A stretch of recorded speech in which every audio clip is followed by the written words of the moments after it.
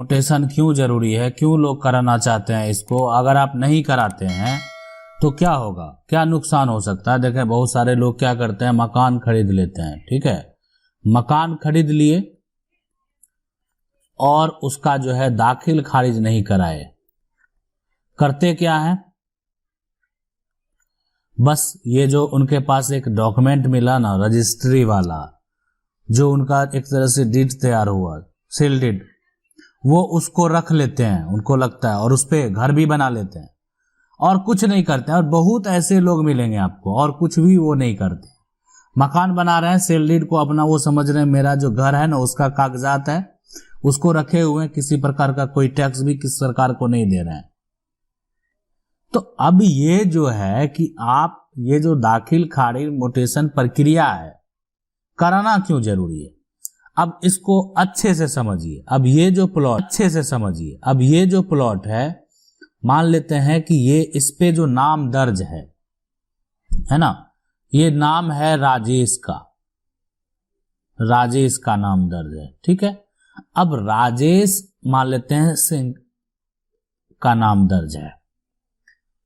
अब ये क्या किया, बेच दिया, ठीक है। अब ये जो बेचा, सबसे पहले तो किसको बेचा, तो कोई एक और नाम ले लेते हैं, ये मान लेते हैं ये बेच दिया अमित राय को, खरीदने वाला अमित राय। अब इसमें जो है ये सेल डीड में राजेश सिंह के द्वारा सिग्नेचर जो है यहाँ पे हो गया, और सिग्नेचर का काफी वैल्यू होता है ना, एक सिग्नेचर से आप समझ सकते हैं कि आपका पैसा मनी विड्रॉ हो सकता है, प्रॉपर्टी जा सकता है, तो सिग्नेचर तो मोस्ट इम्पोर्टेंट है। तो इस डॉक्यूमेंट पे सिग्नेचर के साथ प्रिंट जो है वो भी यहाँ पे आप देख सकते हैं लिया जाता है, फोटो भी लिया जाता है। देखें ये राजेश सिंह का जो है यहाँ पे सिग्नेचर हो गया, अमित राय का सिग्नेचर हो गया। अब ये डॉक्यूमेंट किसका होगा, ये डॉक्यूमेंट होगा अमित राय का, ये डॉक्यूमेंट होगा अमित राय का, इसलिए कि इनका सेल डीड मिल गया। अमित राय क्या किए, उस जो उनका प्रॉपर्टी है इस पे जाके मकान बना दिए और ये दस्तावेज को घर में रख लिए, और उन्होंने म्यूटेशन नहीं कराया, दाखिल खारिज नहीं कराया, तो होगा क्या। तो अब है कि ये जो राजेश सिंह है ना, राजेश सिंह जो है यह पहले सरकार को इस जमीन का, सरकार को इस जमीन का टैक्स पे करता है। आप बहुत लोग ऐसा समझते हैं कि आपका एक लगान हो गया, रेवेन्यू हो गया, बहुत लोग अपने उसको रसीद बोलते हैं, हम रसीद कटाते हैं जमीन का, बहुत लोग उसका जो है कॉस्ट देते हैं, है ना। तो ये जो भी आप लगान देते हैं सरकार को, तो सिर्फ ये डॉक्यूमेंट अगर आपको मिल जाएगा तो आप सरकार को तो कुछ नहीं दे रहे हैं। तो इसका मतलब ये हुआ कि अमित झा संपत्ति तो खरीदा, अमित राय संपत्ति तो खरीदा, लेकिन वो आदमी जो है वो सरकार को शुल्क नहीं दे रहा है, मतलब वो लैंड का टैक्स नहीं दे रहा है। अब उसको कोई राइट नहीं बनता है कि वो दोबारा वो जमीन को बेच सके, ठीक है। और राजेश राय एक बार बेचने के बाद उसको भी राइट नहीं बनता है कि वो दोबारा रजिस्ट्री करे, लेकिन वो कर सकता है, धोखा होगा लेकिन वो कर सकता है। तो बात को समझने का प्रयास करें, ठीक है, कि राजेश सिंह जो है दोबारा किसी को जमीन ना बेच दे, या राजेश सिंह के बच्चे, मान लेते हैं आपने 10 साल नहीं कराया, 20 साल नहीं कराया, 50 साल नहीं कराया, तो राजेश सिंह के बच्चे दोबारा जो है ये समझ के कि मेरी संपत्ति है किसी को ना बेच दे, आप जो है दाखिल खारिज म्यूटेशन जरूर करा लें। अब सवाल है बहुत लोगों का हो ही नहीं रहा है, बहुत लोगों का हो नहीं रहा है, तो उसके लिए भी उपाय बताएंगे, तरीका बताएंगे। अगर अधिकारी जो हैं आपका म्यूटेशन नहीं कर रहे हैं, ठीक है, तो उसके लिए भी हम आपको तरीका, एक एक तरीका बताएंगे कि आखिर आपको कैसे करना है। लेकिन म्यूटेशन कराना और सरकार को टैक्स देना, अगर आपने जमीन खरीद ली और आपका म्यूटेशन भी हो गया, तो समझ लीजिए कि अब आपको, आप पूरा पूरा मालिकाना हक प्राप्त हो चुका है। ठीक है,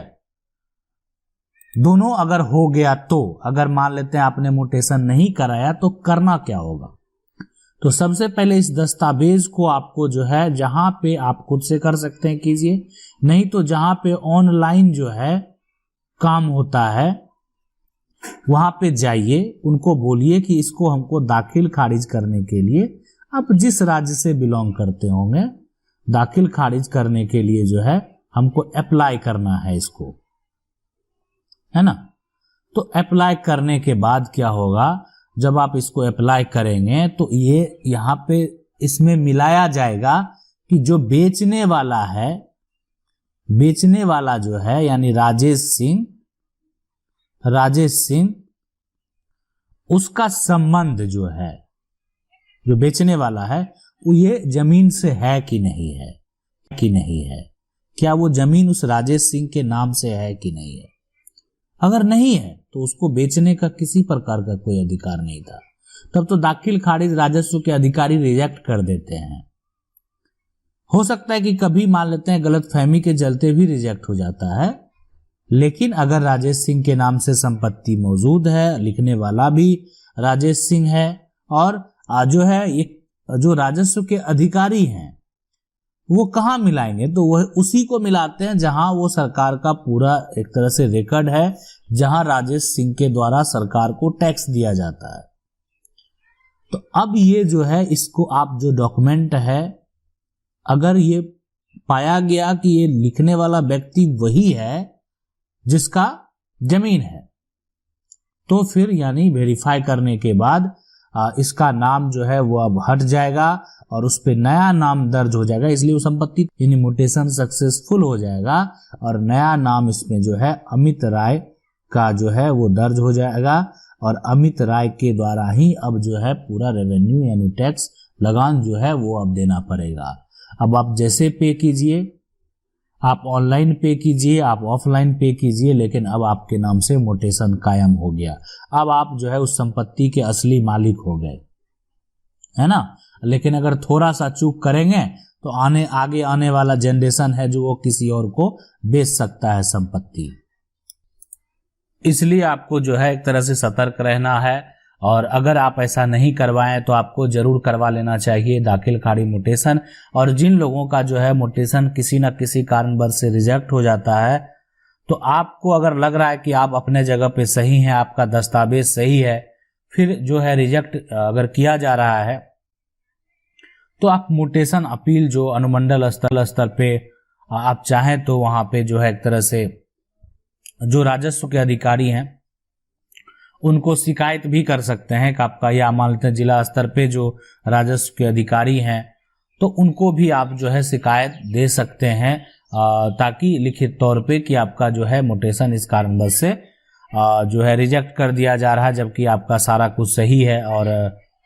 आपका जो संपत्ति है, प्रॉपर्टी है, उसमें किसी प्रकार का कोई दिक्कत नहीं है। जिसका मान लेते हैं कि अब ऐसा हो गया कि बहुत साल पुराना है, 50 साल हो गया, 100 साल हो गया, वो उनका अगर म्यूटेशन आज तक नहीं हुआ है तो वो उनको अब जो है अपना सबसे पहले, और आपको जो संपत्ति बेचने वाला है, जो बेचने वाला, मान लेते हैं राजेश सिंह 50 साल पहले संपत्ति को बेचा, 100 साल पहले संपत्ति को बेचा, तो बेचने वाला का जो परिवार है वो भी आपका सपोर्टिव नहीं है, उसको अब जो परिवार का लोग है जब वो भी सपोर्ट नहीं कर रहा, बेचने वाला का परिवार वो कह रहा है कि मेरा संपत्ति है, तो उसमें अब आपको जो है अगर दाखिल खारिज तो मान लेते हैं अधिकारी के द्वारा किया नहीं जा रहा होगा, तो आपको सिविल न्यायालय में जो अपना टाइटल पहले खुद प्रूफ करना पड़ेगा। तो देखिए कितना बड़ा मुसीबत है। किसको मुसीबत हुआ? आपके वंशज को, जो आपके उत्तराधिकारी होंगे, आपके बच्चे को। तो आज नहीं हो रहा, लेकिन आप जो करवा रहे हैं वो हो सकता है कि भविष्य में हो जाए, इसलिए ये गलती कभी नहीं करें। आपने अगर मान लेते हैं कि संपत्ति खरीदा है तो आपका उसका म्यूटेशन जरूर करा लें, दाखिल खारिज जरूर करा लें, जो सरकार का टैक्स है वो जरूर दें। तो ये सब करना बेहद जरूरी है। अगर इससे आप चूकते हैं तो नुकसान आपको ठीक है नहीं होगा, लेकिन आने वाले जो जनरेशन है, जो बेचने वाला है, उसका पिता है, दादा है, वो ठीक है आपके सपोर्ट में है, कभी कुछ नहीं बोला, लेकिन जो उसका पोता होगा वो हो सकता है कि आपके बच्चों पर केस फाइल कर दे, और किसी कारणवश जो है वो दस्तावेज भी जो है आपके पास तो एक ही दस्तावेज है, वो रिकॉर्ड भी ना मिले, तो बहुत तरह की, अब तो जमाना डिजिटल हो गया है, इतना आसान नहीं है फ्रॉड करना, लेकिन फिर भी जिनका बहुत पहले से दस्तावेज है, मोटेशन नहीं हुआ है, तो ये प्रक्रिया अपनाकर आप करा सकते हैं। आशा करते हैं वीडियो अच्छा लगा होगा। वीडियो अच्छा लगा वीडियो को लाइक जरूर कर दें। चैनल को पहली बार देख रहे हैं सब्सक्राइब करके जो बेल आइकन उसको जरूर दबा लें। मिलते हैं अगले वीडियो में।